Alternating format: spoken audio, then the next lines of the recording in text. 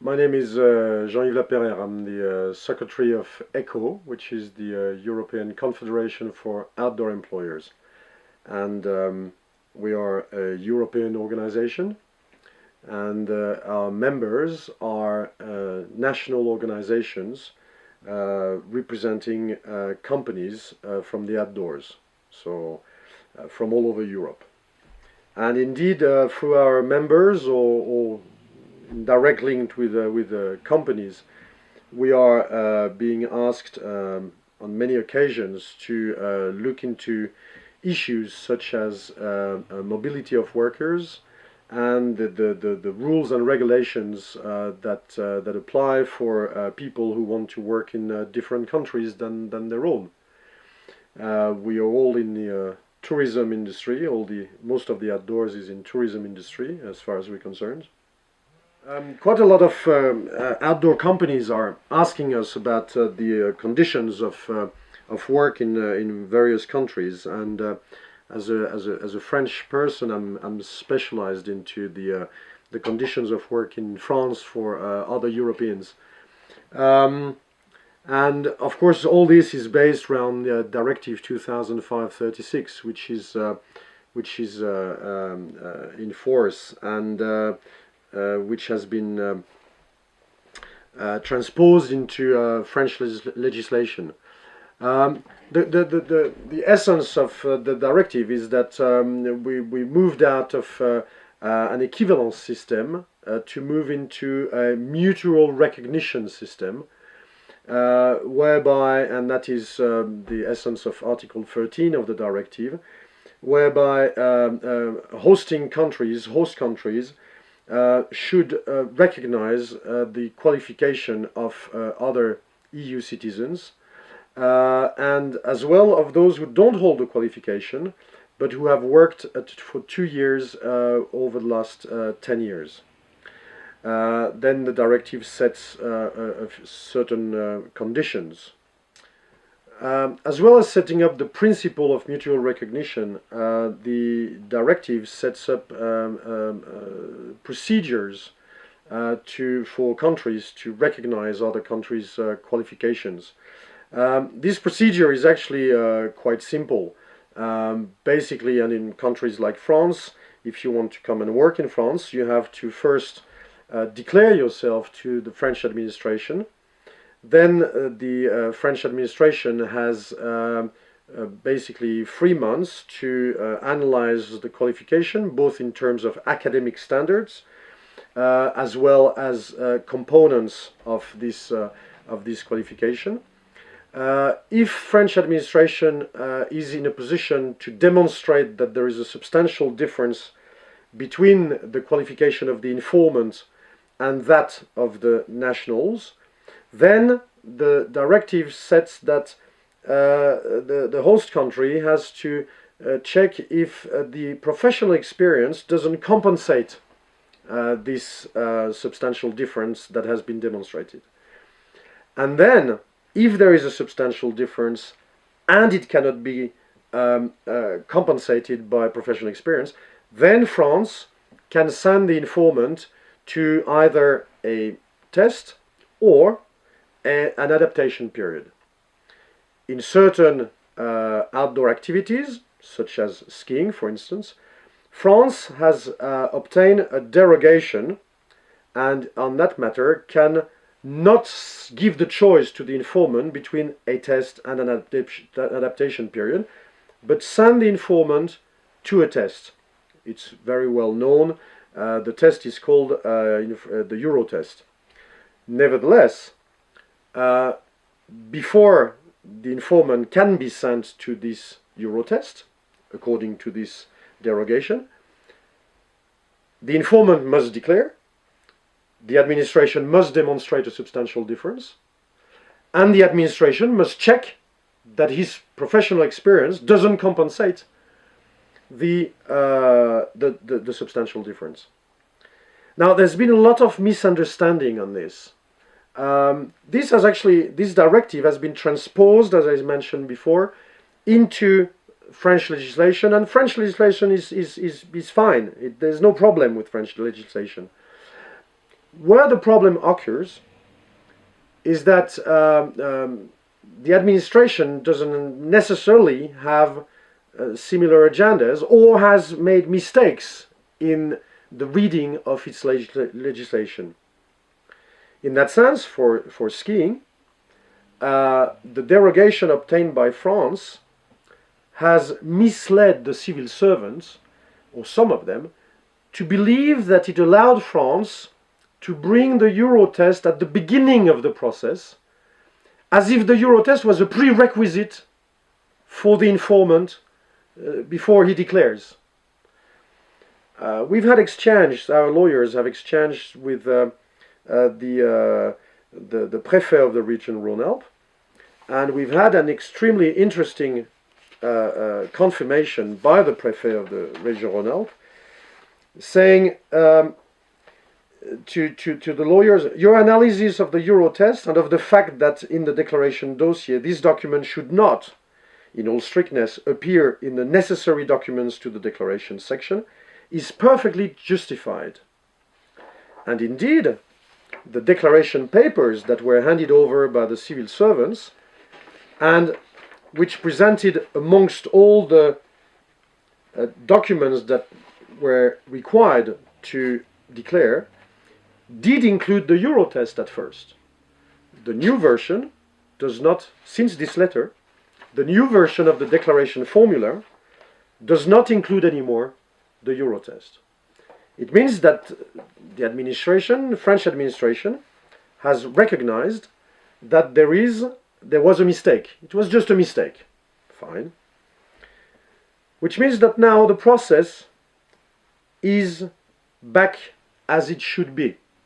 The informant declares, the administration is demonstrating a substantial difference or not. If no demonstration is made, a carte professionnelle is issued. If a demonstration is made, then check of the professional experience, and if it doesn't compensate, then Eurotest. Of course, if professional experience compensates, the carte professionnelle must be given. So it's, in real terms now, since October, since the position of the Préfet, which also has been acknowledged by the European Commission. We've had a letter confirming that the Préfet has moved on that. The process is back to what it should be. Now the next step in this is, of course, once an informant has declared himself or herself, is for French administration to demonstrate if there is a substantial difference. In academic terms, according to Article 11 of the directive, there are 5 levels prior to A-level, license, master, doctorate. And the text of the directive, and that of French law, stipulates that if the host country is asking for a certain level from its nationals, if an EU citizen comes along to this host country with the same level or the one below, it should be regarded as being fine, and hence no substantial difference can be demonstrated. French qualification in skiing is at A-level. British qualifications in skiing are at A-level. EQF level 4, European qualification level 4, 5. Most European outdoor qualifications are actually at this level. So on that issue, according to Article 11, France cannot demonstrate a substantial difference. It's impossible in academic terms. Where France may demonstrate a substantial difference, which has never been done so far, is on the matters included in the training. There again, no such demonstration has been made, for instance, between French qualification and British qualifications, whatever level they may be. So the administration knows that it's a difficult issue. In order to finish off on the issue of the substantial difference between the qualifications, we've been given a very interesting document from issued by the Ministry of Sports, in charge of running the administration in these procedures. And it's a guide of procedure for the recognition of qualifications. It's issued by the ministry for the civil servants who are going to handle the dossiers. And on page 5 of this guide, the ministry tells its civil servants, one must be very cautious on the analysis of the level of qualification. In case of a court case, it will be in effect difficult to prove that a qualification is not of a level at least equivalent to that immediately inferior to the level required in France. Which means that when we as ECHO, we say that it is extremely difficult, if not impossible, to demonstrate a substantial difference in academic terms, French administration is fully aware. The document was issued in 2010. French administration is fully aware of this situation and has pre-warned its civil servants.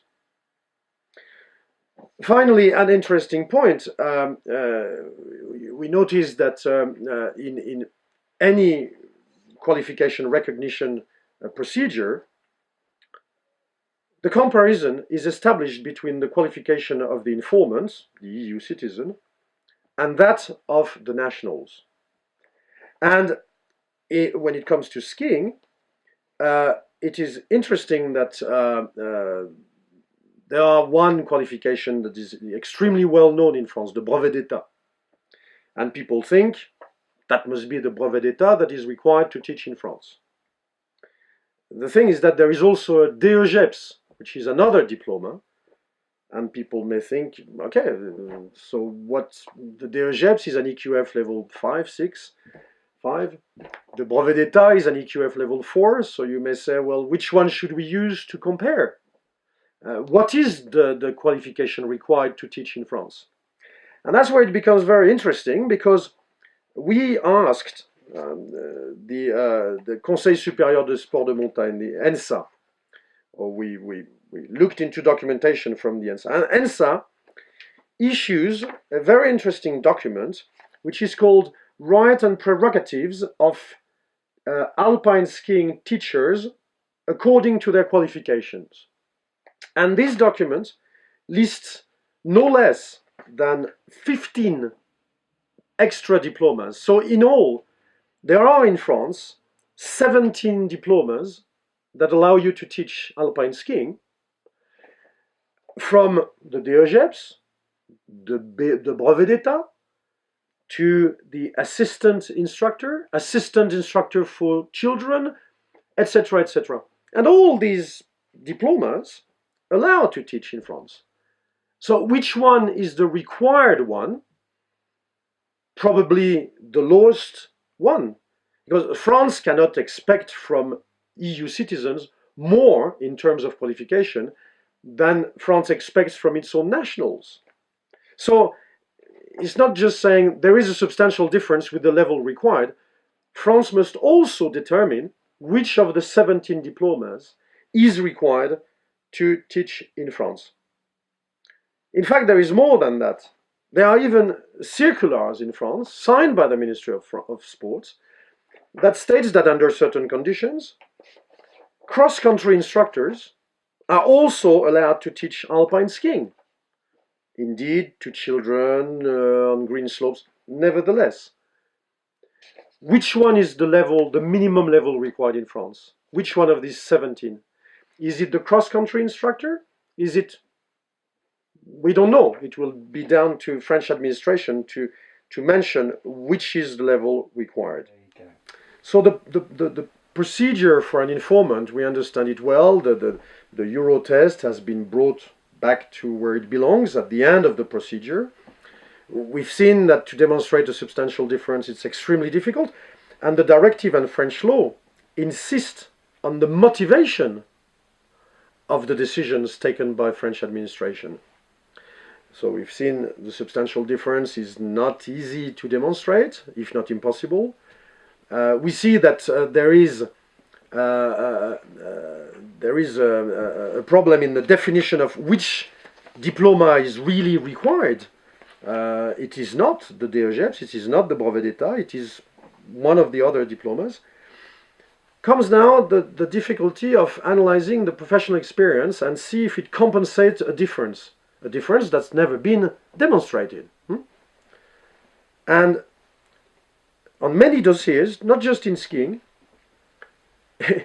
we've realized that most of the informants do not put in their declaration any information about their professional experience. And yet, French administration considers that the substantial difference that they haven't demonstrated cannot be compensated by the professional experience. But the administration doesn't hold any documents regarding the professional experience. So there again, there is a position that is not always down to what the spirit of the directive. And indeed, there should be motivation for all these decisions. And on top of it, all this process should be done within 3 months, between the time of declaration to the date of delivery of the carte professionnelle or refusal. So it should be done within 3 months. And in many cases, the time that's been allocated to the administration is not respected. It is interesting that probably the new version of Directive 2005/36 will reduce this time to 1 month. Now, after this review of the legal situation between Directive and French legislation and the way it is sometimes interpreted and sometimes not even applied properly, one should ask oneself, well, why? Who is being served by the fact that there is difficulties for EU informants to come and work in France? Who is benefiting from all this? There are two grand systems that are in place. There is the French instructors, of course, who are willing to protect the French market for themselves. And there is also the British instructor organization, which in fact is playing the same game. Very basically, there is about 6,000 odd members in BASI, 350 of which are working in France. In France it's the same. There are many old guys, but there's also all these stagiaires, people who are underpaid, who are sort of a cheap labor. And at the end of the day, the system serves this sort of elite qualified people. The business models of the French system and the British system is somehow different. BASI benefits from the funds given by the members to feed their own training. In France it's not quite the same, because the money, the training money, goes to the Ministry of Sports, to the ENSA, to whatever. However, the French old guys, as we all know, at the end of the year share the profit of each ESF. So the cheaper the labor, the more money and the more dividends are being split at the end of the year. So the business models between ESF and BASI are a bit different, but the objective and the model is somehow quite similar. With regard to this, it is not really in the interest of neither of these organizations to have too many people on the hill. And the qualifications have been transformed from the proof of a certain competence to a license system. I've got the license to work, and the others don't. I'm not too sure that it's in the interest of the public, because indeed any outdoor instructor should be good because he's good, because he's got competencies, not because he's got a license to work. And I can see the reaction of there's been some happenings lately, and the press and everything. We can see why the top guys in France, the top guys in terms of qualification in Britain, are not really in favor of all these being played by the rules, because they've got their license to work, and the system is sort of fitting itself on the young guys. And there are regular agreements between Bézi and France and then the ESF. One of the most known one, which was issued to our French organization by the Ministry of Sports, is a very famous agreement that was made in Satolas. Actually, it was interesting because our organization ended up running a court case against France, and all this started with a letter from the Ministry of Sports to our French organization, sending us 33 dossiers, making it public in effect, transmitted to them by Bézi, and with an agreement concerning snowboard teaching. And basically, what the Ministry of Sport made public, because it was made public by the Ministry of Sports, by no one else. It was disseminated first to this French organization and then to all the companies that were members. So everyone in France knows about this. A lot of people know about this. Not everyone, but a lot of people know about this.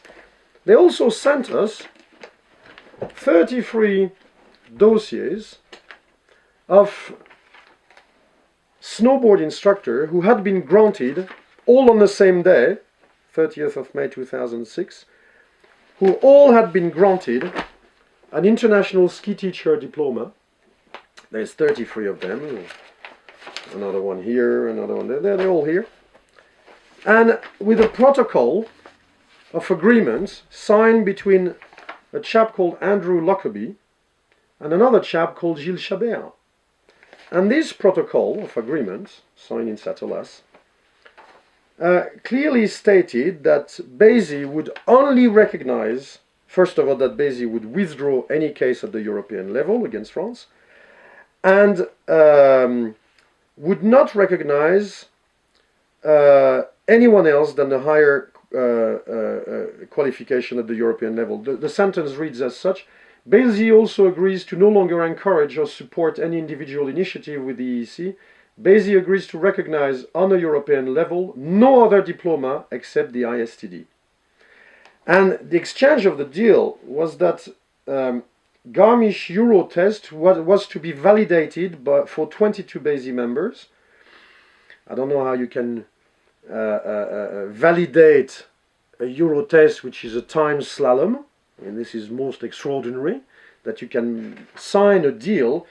I don't know, maybe the slalom was run without taking time, or I don't know. And to grant conformity to current snowboard instructors, 40-45 people, the latter will be fully recognized as holding the ISTD without passing any further tests. So how could snowboarders suddenly become ski instructors? That was most extraordinary. So we can see that there are in effect, there are deals organized to make sure that the diplomas, the Eurotests, they're not something that is equal for everyone. It is something that is given to those who play the game. It's a cartel that is organized. We're well away from qualification recognition here. We are into the organization of a cartel at the European level between certain countries to share the work market and to reserve it to a certain elite. France has had other ways to organize internally. I mentioned earlier on the derogation for cross-country instructors.